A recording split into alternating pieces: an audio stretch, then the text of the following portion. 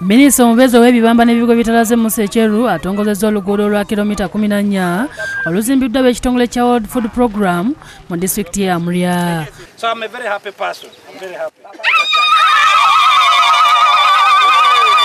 Oluguudo ono olw'ettaka lubalirirwamu ensimbi obukadde 480 nga lwakozesebwa abalimi abasoba 300 okuva Magombolo okuli Orungo ne Molunera mu disitulikiti ya Amuria. Ng'ayogerako eri abalimi mu Gombola Orungo, ekyo atenderezza ab'ekitongole kya World Food Program olw'okuwagira program za gavumenti omulina okuwa abantu emmere.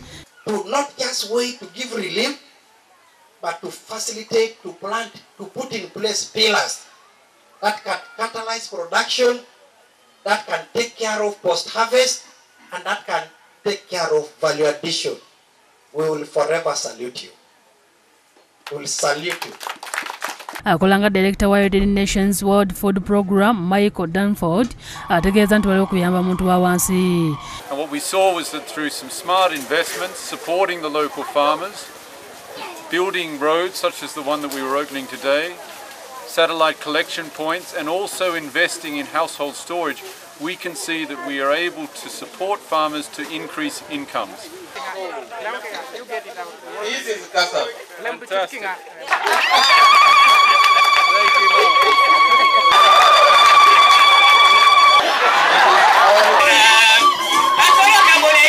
Ng'ekibuga Mityana kyateekera okufuuka munisipaali, abakulembeze wa disitulikiti eno bannansi kaweefube okukola amakubo olw'okutumbula embeera z'abantu naddala mu byenfuna.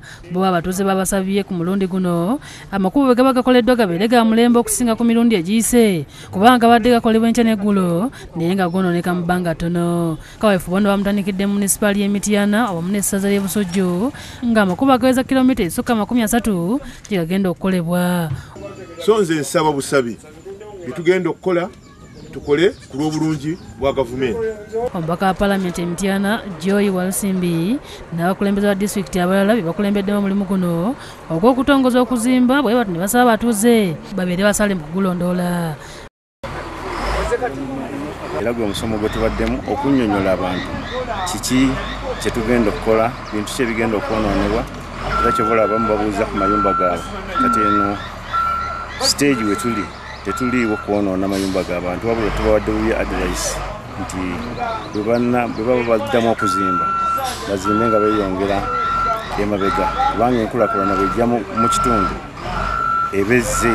Abatuuze mu kitundu kino bategeeza ng'amakubo bwe gabadde amabi ennyo olw'ebinnya ebibaddemu. Bagaziyeewo nga mmotoka zisobola okuyisiŋŋanyizaawo ebbiri, kubanga ne bweba pikipiki nga bakuweese ebeera ku bunkenke nnyo. Wilfred Masaba ne Luka Kajiri be bakusakidde eggulire lino ku lwa Bukedde TV.